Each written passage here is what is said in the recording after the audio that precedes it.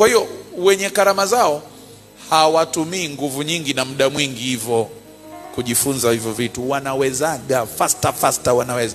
Hiyo ni indicator, ni ishara. Matendo 6:7-10. Kuna kijana mmoja anaitwa Stefano. Hakuwa mwinjilisti. Kwanza uinjilisti ulikuwa ndani umejificha. Alikuwa mdiakonia, alikuwa mhudumu, anapikia yatima na wajane wa kanisa la kwanza. Lakini alipokuwa akienda kununua mkaa au mafuta au ngano, anaporudi kutoka sokoni, anarudi na abiria wapya 20. Petro anamuuliza, ulikuwa unapiga injili? Akasema hapana. Umepataji waumini 20 wakati tulikutuma mafuta ya taa na unga ngano? Anasema mimi nilikuwa natoa change tu. Wakati natoa change, pepo likalipuka. Yani ile kunyosha mkono tu hivi. Wenye huduma zao hawajitahidi. Akisimama tu mbele ya mtu, saa zingine unaona yule mtu anapata shida. Upako wa deliverance wa kufurumua mapepo umeingia kazini. Hatumii nguvu kama mimi na wewe. Tunamtingisha mtu, toka, fumbuka. Mtu alikuja na matatizo ya tumbo, anaondoka na ya shingo. Kama ipo ipo, kama haipo haipo. Usitingishe watu. Amen. Stefano alikuwa ajitahidi. Yani anatoa change tu, pepo linalipuka. Anaombea watu, anawashuhudia, anarudisha unga wa ngano kambini, anarudi na msururu wa watu. Stefano anakufa, ni mhubiri wa barabarani. Anapigwa mawe, alikuwa anahubiri barabarani.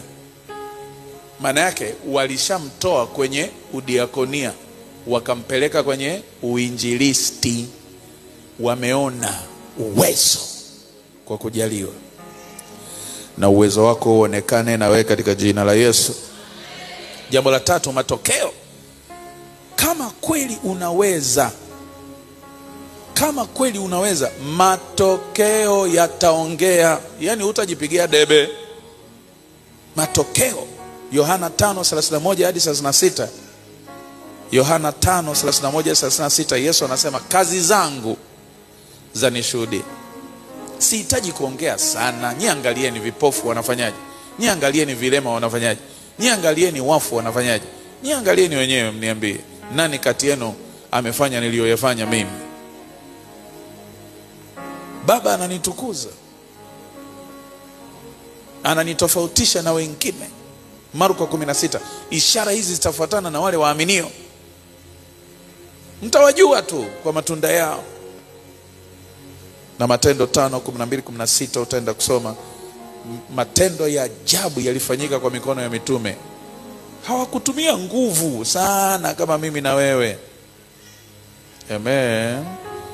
Matendo 5:12-16, Matendo 19:11. Matendo 19:11. Matendo 19:11. Na Mungu akafanya kwa mikono ya Paulo miujiza ya kupita